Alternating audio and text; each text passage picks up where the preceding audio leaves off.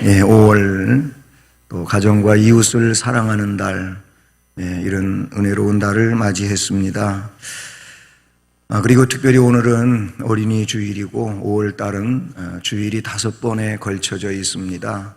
다음 주일은 어버이 주일로, 그 다음 주일은 가정 주일로, 또 한 주간은 건너뛰어서 마지막 주일은 성령 강림 주일로 이렇게 5월 달을 지내게 됩니다. 오늘 이 말씀에 보면 누가복음은 누가가 기록을 했는데 이 누가는 의사이지요. 근데 이 의사인 누가는 예수님의 기록을 오늘 말씀에서는 그 성장기에 대한 기록을 하고 있는데 이 특이한 것이 있습니다. 예수님 성장기에 대한 기록은 없거든요. 없는데 오늘 이 누가가 기록하고 있는 이 내용이 성장기에 대한 전체적 기록이라고 볼 수 있습니다. 근데 특이한 것이 있는데 그 특이한 게 뭐냐면 예수님의 성장과 그 부모들의 율법 준수와 이렇게 연관을 시키고 있다는 데서 특이점을 발견하게 되는 것입니다. 혹시 앞에 모니터가 켜져 있나 한번 봐. 예수님의 성장과 율법, 부모들이 율법 준수하는 일, 이걸 연관을 시키고 있는데 이거는 아주 매우 의미 깊은 연결이라고 볼 수 있다. 그런 얘기인 것이죠. 왜냐하면 자녀 교육에 있어서 지금 부모님이 이 어린 12살 된 예수를 데리고 성전에 올라갔거든요. 근데 이 부모님이 어린 예수, 즉 자녀 예수를 교육하는 데 있어서 성전을 찾는 삶, 그리고 절기를 지키는 삶, 그리고 하나님 규례와 말씀을 따르는 삶, 이거를 연관짓고 있다는 내용이지요. 우리는 이런 말씀 속에서 부모의 역할이 뭔지 라는 것을 깨닫게 되는 것이죠. 부모는 내가 낳은 자녀를 어떻게 교육을 시켜야 되고 또 무엇을 중심으로 해야 되는지를 가르쳐주고 있는 그런 내용이라는 사실입니다. 그래서 이 말씀을 통하여 부모된 우리가 어떻게 해야 하는지에 대한 교훈을 받으면서 오늘도 말씀에 충만한 은혜의 날이 되기를 주님의 이름으로 축복합니다. 그러기 위해서 먼저 생각할 일은 가정교육. 가정교육은 말 그대로 가정에서 시키는 교육이 가정교육이죠. 그리고 이 가정교육은 부모가 선생님이 돼서 학생인 자녀를 가르치는 게 이게 가정교육입니다. 루터는 말했습니다. 최고의 선생님은 부모님이다. 그랬어요. 최고의 선생님이 학원에 있다든지 학교에 있다든지 아니면 대학에 있다든지 그런 게 아니고 최고의 선생님은 가정에 있는 거예요. 그리고 최고의 선생님은 부모님이고, 그래서 최고의 선생님인 부모님이 그리고 앞으로 유명해져야 할 학생인 자녀를 가르치는 것이 가정교육이라고 볼 수 있는 것이죠. 오늘 말씀의 39절 주의 율법을 따라 모든 일을 마치고, 이런 말씀이 39절에도 이제 나타나고 있고요. 다시 오늘 41절 42절에 보면 그의 부모가 해마다 6월절이 되면 예루살렘으로 가더니 6월절에만 예루살렘으로 갔던 게 아니고 절기 때는 갔다 이렇게 보시면 되는 거죠. 왜냐하면 그 당시에는 정상적인 유대인들은 절기에 꼭 성전에 가야 되니까, 하나님을 만나러 가야 되니까 그 하나님께 나아가서 제물을 드리면서 말씀을 따라 경배하기 위하여 가야 하니까 갔던 거예요. 이 말씀 속에서 예수님의 부모인 요셉과 마리아, 이들은 상당히 진실한 유대인이었다, 이렇게 볼 수 있는 것이죠.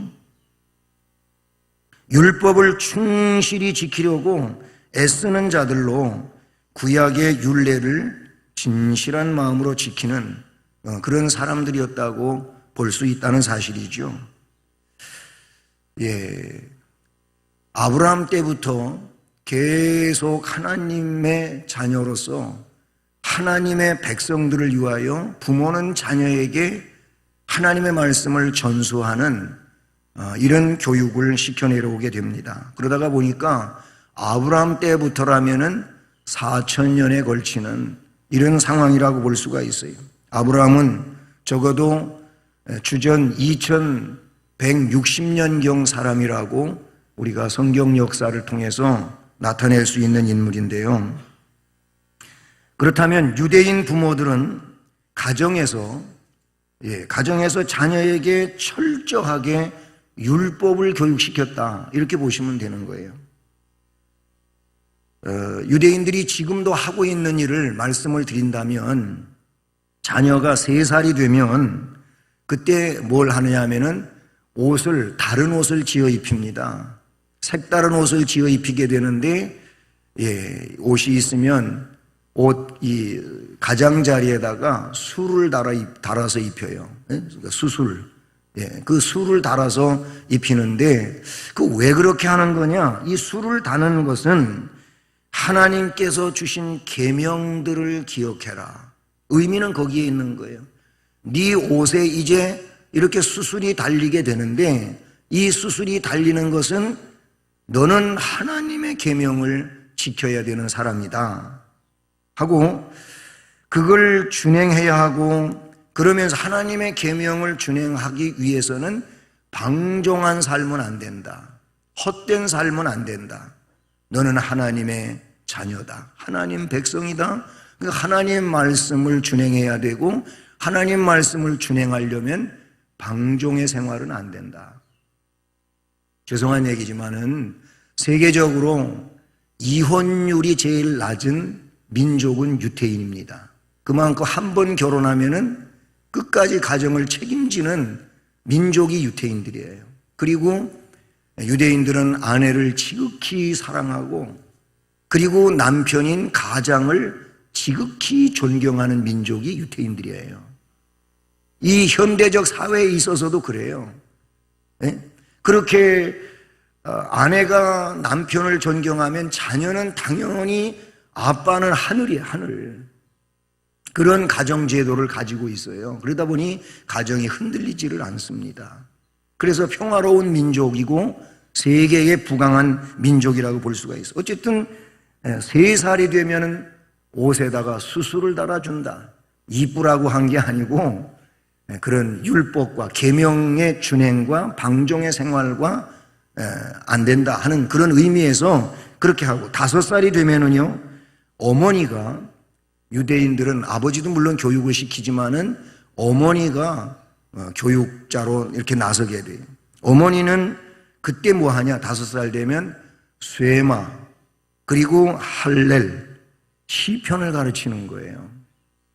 5살이 되면 3가지 학문을 가르치는데, 그 첫째가 쇠마, 그 다음에 할렐, 찬송이죠. 그 다음에 시편을 가르치는 거예요.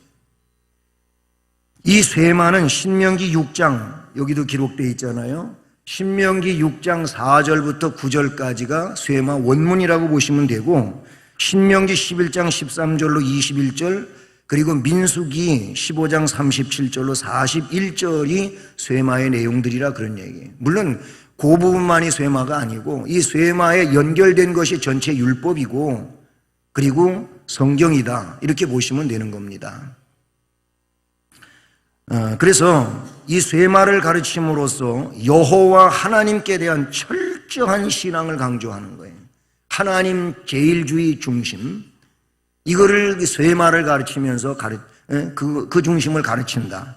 할렐은 말씀드린 것처럼 찬송인데, 출애굽 때부터 메시아의 도래까지 하나님의 위대한 역사에 대하여 기억하게 하고, 그래서 그 일을 항상 찬송하게 하되, 특별히 축제 때나 절기 때에 이 부분을 가지고 집단적 찬송을 하게 된다. 라는 것이죠. 그 다음에 10살이 되면 미시나를 공부하게 합니다. 미시나는 뭡니까? 이제 아브라함 때부터 계속 기록된 말씀도 있지만은 기록된 말씀에 근거해가지고 전통적으로 구전적으로 전해 내려오는 것이 있어요. 미시나는 그러니까 구전적 율법이다. 이렇게 보시면 되는 거예요. 입에서 입으로 계속 전달된 이 구전된 율법. 물론 나중에 이 장로들의 유전이라고 돼가지고 예수님이 책망한 그런 내용도 없지 않아 있는데 이 미시나는 그렇게 구전적 율법이다. 그리고 13살이 되면 율법의 아들이 되는데 이는 유대교 신앙의 공동체의 일원이 됨을 뜻하고 율법에 대한 자기 행위를 책임지게 만드는 거예요. 너는 지금까지 하나님의 말씀의 근거를 공부하지 않았느냐? 이제부터 너는 네 행위에 대하여 율법에서 어긋난 건 네가 책임을 져야 된다. 이제는 부모의 책임이 아니고 그만큼 네가 율법에 기초하고 있으니 이제부터는 율법에 대한 잘못된 일이 너한테 있다면 그건 네가 책임을 져야 된다. 하나님의 심판도 너는 책임을 져야 된다. 해서 율법에 대한 책임성을 가르쳐요. 18살이 되면 게라말을 가르치게 되는데 이 게라말은 앞에 10살 때 가르치던 이 미시나에 대한 해석집입니다. 이제 미스나를 보다 더 깊이 있게 해석해 놓은 것이 게라마인데 이 게라마를 18살 되면 그때 가르치게 된다. 물론 이것 이외에도 계속 복합적으로 가르쳐 오는 것은 뭐냐? 탈무드를 가르치는 거예요. 이처럼 유대인들 부모의 자녀 교육은 가정에서 지금 하는 겁니다. 이 자녀 교육은 철저히 율법에 기초하고 있어요. 그러니 예수님 때까지만도 그렇지만은 유대인들은 나라 없는 서러움을 많이 당했어요. 이 나라 없는 서러움을 당한 일이 짧은 시간들이 아닌데 적어도 2000년이 넘는 이런 긴 나라 없는 그런 삶을 살게 되는데 그럼에도 불구하고 유대인들이 이스라엘을 독립국가로 다시 만들어 세우고 그 작은 땅덩어리 작은 민족, 이 민족이 세계를 주름잡고 있는 이유가 어디에 있느냐 하면은 바로 이렇게 어릴 때부터 율법을 중심한 하나님에 대하여 바르게 가르치고 있기 때문이라는 거죠. 우리는 이 점을 중시해야 될 줄로 믿습니다. 그러니 유년 시절 아니면 소년 시절의 예수님도 이런 교육을 받은 것은 당연한 일이었다. 그렇게 볼 수 있는 거예요. 유대인 어린이들은요, 가정 말고 그러면 회당에는 어떻게 다니는가? 평일에는 한 번 회당에 가게 되고 안식일에는 3번 회당에 갑니다. 안식일 날은 회당은 자기 집 가까이 있는 게 회당이잖아요. 성전은 저 예루살렘에 있지만 성전은 이제 중앙교회고 회당은 좀 얘기를 그렇게 하자면은 내 집 근처에 있는 교회가 되는 겁니다. 그렇게 생각합니다. 이 회당에 안식일 날은 3번 가요. 그리고 평일 날은 한 번 가고 자녀들이 회당에 가서 뭐 하냐? 회당에 가가지고 랍비로부터 율법 선생님으로부터 율법에 대하여 교육을 받습니다. 율법. 그러면서도 예언 강독을 듣게 된다. 그러니 율법과 하나님 말씀이 훗날 미래에 어떻게 되어질 일에 대한 강독을 듣고 그렇게 자라나고 있는 아이들은 당연히 세계관이 뭐예요? 하나님 중심 세계관이 된다. 이런 얘기예요. 바울도 그렇게 자라났어요. 디모데도 그렇게 자라났어요. 성경에 나오는 훌륭한 인물들이 다 그러해요. 아니 유대인 가정에서 자라나는 모든 사람들이 그렇게 교육을 받으며 자라난다고 볼 수 있는 것이죠. 자, 그러니 오늘날 우리는 부모로서 자기 자녀에게 적어도 우리 교회가 실시하는 일은 얼마 되지는 않았지만은 쇠마 교육을 잘 해야 된다. 저는 이렇게 주장합니다. 우리 부모들이 쇠마를 해야 돼. 교회에서 모여서 지금 토요일을 하고 있는데, 물론 주일날은 선생님이 주일 쇠마를 하고 있지요. 그 왜 교회에서 이렇게 집체적으로 하느냐? 가정에서 독자적으로 안 되니까 교회에서 훈련을 시키고 있는 거예요. 가정에서도 잘 할 수 있으면 그렇게 하면 되는 거지요. 우리는 쇠마를 해야 돼. 쇠마를 뭘 가지고 할 것이냐? 성경을 가지고 하면 되는데 우리는 거기에 훈련이 안 돼 있으니까, 그게 안 되니까 그냥 교재를 갖고 지금 하고 있단 말이죠. 그러나 성경을 가지고 하면 되는 거예요. 성경 펼쳐놓고 그 단락의 본문을 읽고 그 내용 안에서 계속 부모가 아이에게 질문하고 아이는 부모에게 질문하고 질문이 있으면 답을 해주고, 그래서 자꾸 상상력을 키우고 말씀의 깊이를 이해가고자 하는, 이것이 쇠마다, 그런 얘기예요. 이것이 하나님의 백성으로, 자녀로 훗날을 그렇게 이루어가는 일들이라고 볼 수 있는 것이죠. 우리는 성경적으로 해야 됩니다. 유대인들이 한다고 해서 하는 게 아니고 우리는 성경적으로 하자, 그러니. 성경에 보니까 내 자녀를 내가 책임지고 가르치라는 거예요. 우리는 세상적으로는 책임성이 너무 뛰어나가지고 애들이 엄청 힘들어 하는데도 그걸 시키고 있잖아요. 애가 몇 함을 뛰는지도 몰라. 여기 갔다 저기 갔다 어른보다도 더 바쁘고 그래요. 그렇게 아이들을 가르치기는 하는데 우리는 하나님에 대하여 얼마나 가르치고 있느냐, 이걸 생각하면 너무 부끄럽지 않습니까? 자, 그래서 가정교육, 부모님이 선생님이 되어 학생된 자녀를 책임지고 가르치는 이런 교육이 우리 가정 안에서 이루어져야 된다. 그럼 그 가정에서 어떻게 하냐? 내용은 나왔잖아요. 율법, 하나님의 말씀. 그런데 그 말씀과 이 성경을 가지고 아이들을 키우는데, 오늘 말씀 52절을 보면은요, 예수는 지혜와 키가 자라가며 하나님과 사람에게 더욱 사랑스러워 가시더라. 아멘. 지혜와 키가 자라가며, 여러분, 지혜가 자라게 해야 합니다. 키도 자라게 해야 되겠지만은 지혜가 자라게 해야 돼요.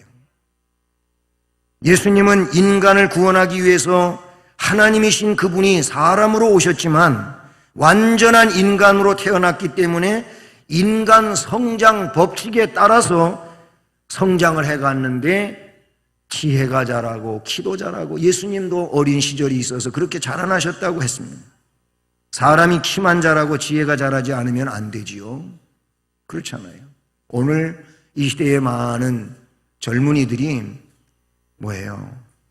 몸은 컸어요. 키는 컸어요. 그런데 지식도 컸어요. 근데 지혜가 못 자라나서, 지혜가 뭡니까? 지혜는 자기가 가지고 있는 지식을 지식답게 쓸 수 있게 하는 것이 지혜예요. 이거는 하나님이 수직적으로 우리에게 주시는 것들이에요. 지혜는 하나님이 하나님과 관계를 잘 맺은 사람들에게 하나님이 주시는 게 지혜인데, 이 지혜를 받으면 어떻게 됩니까? 사람이 사람다워지는 거예요. 지식이 지식다워지는 거예요. 돈이 돈다워지는 거예요. 오늘날 돈을 잘못 다스려서 이 지혜가 없어가지고 돈 때문에 살인이 벌어지고 폐륜이 저질러지고 그러잖아요. 이건 뭐 부모 자녀도 없고 부부도 없고 형제도 없어요. 이게 왜 그래? 지혜가 없어서, 지혜가 없는 돈을 가지고 있기 때문에, 지혜가 없는 지식을 가지고 있으니까 그러는 거예요. 이게 이 시대의 악의 모습이다, 이렇게 보시면 돼요. 그래서 지혜가 자라나야 된다. 키보다 지혜가 먼저 커야 돼요. 지혜가 자라야 영적인 성장을 이룰 수 있다, 그런 얘기예요. 지혜가 없으면 영적인 문제는 절대 생각하지를 않습니다. 그래서 지금은 지혜 없는 사람들이 많이 있어요. 지식은 많은데 지혜 없는 사람이 많다 보니까 세상이 삭막해진 거예요. 그 지식 가지고 더 꾀를 짜내가지고 더 악한 짓을 하고 더 기막힌 속임수를 벌이고 이런 거예요. 그 지식이. 거기에 지혜가 없으니까 그렇게 되는 거예요. 지혜가 있으면 그 지식을 지식답게 쓰는데 지식이 지식으로 망하지 않게 하는 것이 지혜다. 그렇게 보시면 된단 말이죠. 그래서 지혜와 지식은 다른 것인데 우리는 이걸 많이 혼용해서 쓰잖아요. 그런데 제가 정확하게 분리를 한다면 이렇게 분리할 수 있을 것 같아요. 지혜와 지식은, 지혜는 수직 문화이고 지식은 수평 문화다. 이렇게 생각하면 될 것 같아요. 무슨 얘기냐? 이 수직 문화인 지혜는 거룩한 문화를 일으키고 깊이가 있는 문화를 일으키고 인생의 의미를 찾는 문화다. 참된 인생이 뭐냐? 이게 지혜를 가지고 있는 수직 문화 속에 있는 사람들의 정체성입니다. 반면에 이 수평 문화인 지식은 뭡니까? 타락의 문화예요. 그리고 깊이가 없어요. 너무 깊이가 얕아요. 그냥 아주 간단하게 그렇게 생각을 하고 하다가 보니까 실수를 연발하는 거죠. 그리고 인생이 뭐냐를 찾는 것이 아니고 인생의 재미를 찾는 거예요. 그래서 자꾸 향락주의로 가는 거죠. 이 수평문화는 그런 겁니다. 이렇게 수직문화와 수평문화, 지혜와 지식은 다르다 볼 수 있다는 것이죠. 그런데 예수님은 오늘 말씀에 지혜가 자라가며 그랬어요. 자꾸 자랄수록 예수님은 지혜가 커갔다는. 그러니까 키도 커가는 만큼 지혜로워졌다. 그러다 보니 하나님에게 사람에게 더욱 사랑스러워 가시더라. 아멘. 여러분, 우리는 우리 자녀를 공부 잘하는 사람, 돈 잘 버는 사람으로 키우기보다 앞서서 어떤 사람으로 키워야 되냐면은 하나님에게 사랑받는 사람으로, 그리고 사람들에게 사랑받는 사람으로 키워야 되는 거예요. 이게 우리가 아이를 키우는 그런 핵심의 내용이 되어야 한다, 그런 얘기예요. 커갈수록 점점 더 이상한 짓이나 하고 하면은 부모 자신도 불행하잖아요. 늘 아이 때문에 걱정하게 되고 그런단 말이죠. 자녀를 큰 사람으로 키우시기를 바랍니다. 여기서 말하는 큰 사람은 훌륭한 사람을 말하는데 그 큰 사람 누가 키우느냐? 큰 사람은 학교나 교회가 만들지를 않습니다. 교회가 안 만든다고? 그 교회는 뭐 하는 거예요? 교회는 큰 사람을 만들어내는 가정을 만들어주는 게 교회예요. 원리를 우리가 잘 알아야 된다, 그런 얘기예요. 그냥 교회에 맡기면 다 되는 걸로 생각지 말고 교회는 가정을 잘 만들어가는 것을 교회가 하는 일이에요. 그러면 가정에서는 이제 그 말씀을 따라서 부모는 자녀에게 큰 사람을 위하여 하나님의 말씀을 가지고 교육을 시켜야 된다, 그런 얘기인 것이죠. 그렇습니다. 여러분, 큰 사람을 만들어야 되는데 앞에 유대인 얘기했는데요, 유대인의 가정은요 큰 사람을 만들어내는 가정이라고 보시면 돼요. 세계 인구를 66억이다, 또 더 크게 잡아서 70억이다 그래요. 그런데 유대인은 세계 속에 얼마 정도냐면 1900만이 안 된다 그래요. 그러면 퍼센테이지로 얘기를 하면은 0.3%. 유대인은 세계 인구 속에 0.3%, 우리나라는 한 0.7% 좀 넘는 이런 상황이죠. 그러니까 세계 인구 속에 유대인들은 굉장히 인구수가 작은 소수민족이라고 봐요. 이런 소수민족인 유대인들이요, 미국의 하버드대, 우리나라는 서울대가 있지만은 우리나라 서울대학이 세계의 이 위수로 따지면은 100위가 훨씬 넘어가요. 우리나라에서 서울대 하면은 굉장하지만은 세계적으로 하면은 그렇게 우리나라 서울대가 아무것도 아니에요. 왜 저렇게 우리나라를 무시하지? 그러지 마시고 그게 현실이에요. 이 하버드대를 왜 얘기하냐면 세계 최고의 대학이니까. 이 하버드대 2만 명 중에 유태인들이 몇 명을 차지하고 있느냐 하면은 7,500명가량을 차지하고 있다는 거예요. 이거 3분의 1이에요, 3분의 1. 이거는 제가 낸 통계가 아니고 이미 공식적으로 나와 있는 그런 통계인데요. 한국 사람은 200명 입학을 해가지고 2년이 못 돼서 100명만 남는데요. 여러분, 한국 사람의 머리를 유태인은 절대로 못 따라옵니다. 다시 말하면 한국 사람의 이 IQ는 세계에서 최고 정도예요. IQ는 최고예요. 유대인들은 IQ가 우리를 못 따라와요. 근데 유대인들에게 있는 건 EQ예요, EQ. 가정에서 율법을 통해서 자라난 이 인성적인 거. EQ가 세계 최고예요. 그 하버드대를 그렇게 가는 이유도 IQ가 좋아서가 아니고 EQ가 좋아서. 네? EQ가 좋아서 그런다는 거죠. 그리고 대학 들어가면 절대로 떨어지는 일이 없어요. 네? 뭐 F학점 받아가지고 과락이 되고 이런 일이 별로 없는 거예요. 왜냐하면 이들은 너무나도 머리가 넓어져 있어요. 대화를 많이 하고 질문을 많이 하고 그래서 그래요. 우리는 그렇게 못하고 공부를 안 하고 그냥 주입식으로 암기하고 거기에서 멈추고 있잖아요. 그래서 이 사고의 폭이 넓지를 못하다는 것이지요. 심리학자이며 상담학자인 정태기 목사님 훌륭하신 분이 계십니다. 예? 여러분 정태기 목사님 치면은 인터넷에 많은 영상들을 볼 수가 있어요. 근데 이 목사님께서 가정에서 큰 사람을 만들기 위해서 여러 가지 리스트가 있는데 어떤 내용이 제 1순위에 있을까요?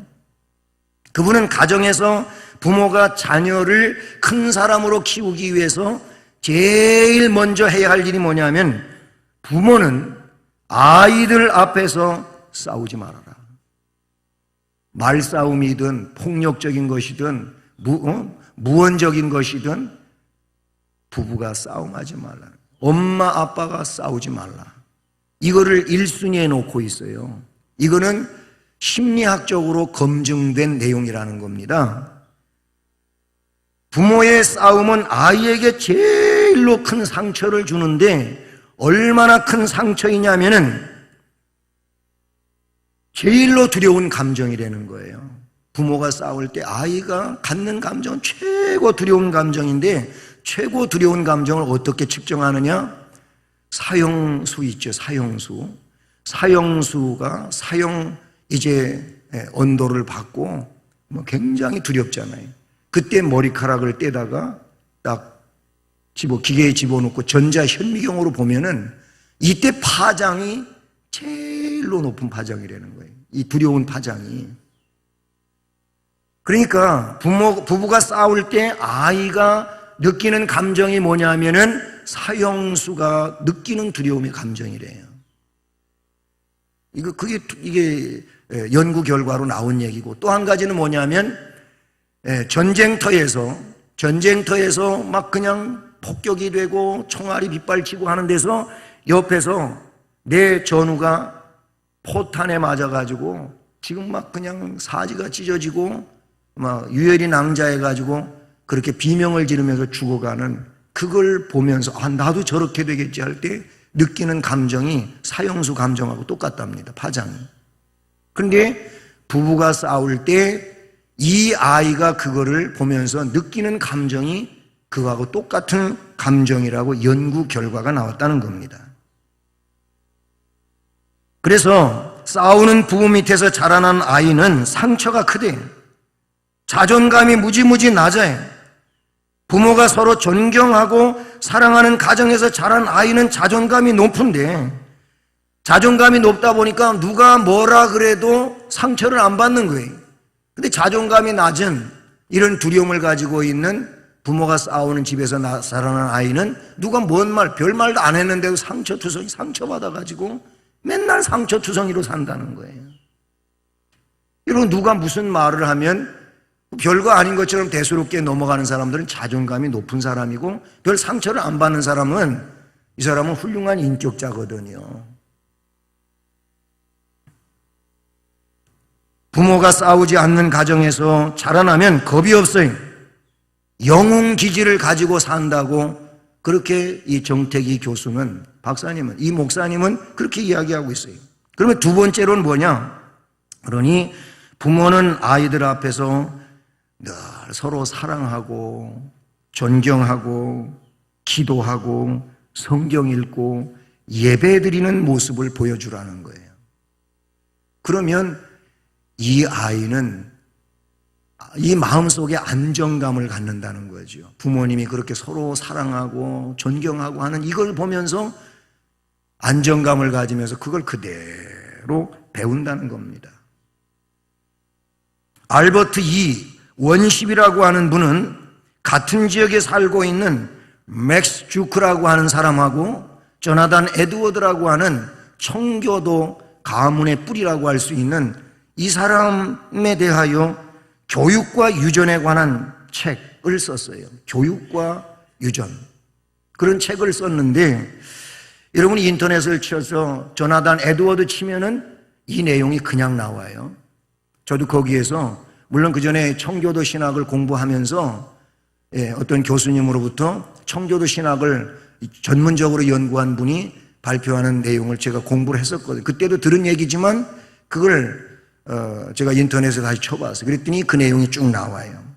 그런데 이 책 속에서 뭘 이야기하고 있느냐 하면 하나님을 경외하는 경건한 청교도 가문의 조나단 에드워드, 경건한 여성 사라와 결혼을 했어요.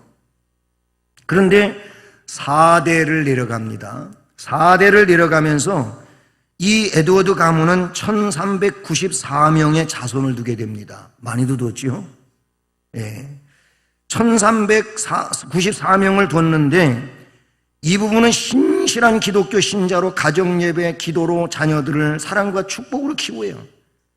그거밖에 없었어요. 뭐 자녀들에게 특별히 교육시킨 게 없어요. 그냥 부부가 서로 사랑하고 존경하고 예배드리고 기도하고 자녀를 축복하고 그런 거예요. 그런 걸 보여주면서 키웠어요. 그랬더니 이 자녀가 또 부모와 똑같은 가정을 이루는 거예요. 똑같은 가정을 만들어요. 그 가문에서 300명의 목사님, 선교사님, 신학교수님이 나왔고 1394명 중에 말입니다. 100명의 대학교수가 나왔고 102명의 변호사가 나왔고 30명의 판사가 나오고 60명의 작가가 나오고 56명의 의사가 나오고 14명의 대학 총장이 나오고 3명의 국회의원이 나오고 1명의 부통령이 나왔다는 거예요. 그래서 조나단 에드워드 가문은 모든 주민들이 뭐라 그러냐면 이 가문은 우리들에게 행복을 준 가문이다 그랬대요. 그 지역에서. 근데 마크 주크스의 가문은 어떠냐? 경건한 삶을 살지 않는 무신론자였어요. 이들은 560명의 후손을 4대에 두고 있습니다. 그러니까 에드워드의 가문에 비하면 절반에도 못 미치죠. 그렇죠? 560명. 그중 310명이 거지로 살아요. 150명은 범죄자로 유죄 판결을 받아요. 그중 70명은 살인을 해요.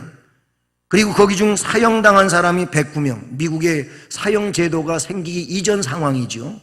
109명이 사형을 당해요. 후손의 3분의 1이 정신병을 앓아요. 절반 이상이 문맹자로, 마약사범으로, 알코올 중독자로 범죄자의 길을 걸었다는 겁니다. 여러분, 이 통계는 그냥 누가 만든 통계가 아닌 거예요. 사실적 내용이라는 겁니다. 이 두 가문의 예를 부모의 긍정적 영향력, 부정적 영향력 아래 있다는 이런 내용을 담고 있어요. 원칙이 존재하고 있다는 것이죠. 그래서 조나단 에드워드 가문은 기독교 신앙과 함께 절대로 남을 비방하지 말라, 함께 기도하자 등 5가지의 원칙이 있었다 그래요. 근데 맥스 주크스 가문은 원칙도 없이 되는 대로 살았고요. 그러다가 보니까 가족의 정신적인 지주 역할을 하는 가풍의 존재가 없었다는 거예요. 그래서 다 살다가 이상하게 흘러간다는 거죠. 우리 그 홈페이지에 제가 홈페이지 관리하는 자매한테 이걸 올리라 그랬어요. 조나단 에드워드의 결심문. 이 결심문에 보면 70가지의 결심문이 나와요. 제가 몇 가지를 한번 읽어드릴게요. 생애 동안 하나님의 영광과 나 자신의 기쁨에 최상의 도움이 되는 것이면 무엇이든지 하자. 하나님 영광과 나 자신에게 정말 유익한 도움이 되는 거라면 어떤 일이든지 하자. 이를 잘 지키기 위해 도움 주는 어떤 새로운 수단이나 방법을 찾도록 계속 노력하자. 그러니까 초점은 어디에 있냐? 하나님 영광이 있는 거야. 하나님 영광. 여러분 홈페이지 열어가지고 자료실 들어가서 이 조나단 에드워드의 결심문 70가지를 한번 읽어보시면 인생의 분명한 철학을 가지고 있구나 하는 것을 느끼실 수 있습니다. 그래서 우리는 키가 자라는 것보다도 지식이 자라는 것보다도 지혜가 커가게 해야 되겠다 하는 거고, 마지막 결론은 더욱 사랑받는 자가 되게 하십시오. 더욱 사랑받는 자가 되게 해야 되는 거예요. 미운 4살, 미운 7살, 이 커갈수록 말썽쟁이가 되고, 그런 얘기 절대로 하면 안 되겠지만 내가 쟤를 왜 낳았는지 모르겠어요. 이런 부모들이 생겨난다니까요. 왜 그래요? 사랑받는 존재가 아니라 미움받는 존재가 돼서 그런 거예요. 그러니까 우리는 우리 자녀가 더 사랑받는 존재가 되게 해야 되는데 타이틀이 거기에 있다면 그렇게 되기 위해 그럼 뭘 해야 되느냐? 뭘 해야 되느냐? 이게 중심이 되잖아요. 뭘 해야 되겠어요? 하나님 말씀은 생명을 살리고 하나님의 나라를 펼쳐가는 이 놀라운 내용이거든요. 그러니까 말씀이 중심이 돼야 돼요. 그러면 이 아이는 공부도 잘하게 될 것이고 그 한 공부를 가지고 유익한 삶을 살게 되는 이런 사람이 될 줄로 믿습니다.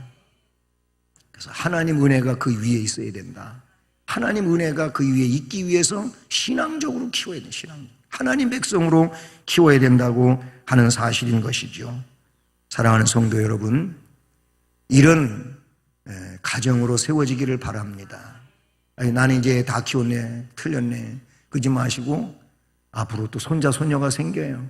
책임지세요. 책임지시라. 그래서 오늘 우리들이 이 시대의 말씀을 쇠마하면서 훌륭한 후대를 키워가는 이런 은혜의 가정들이 되기를 주님의 이름으로 축복합니다.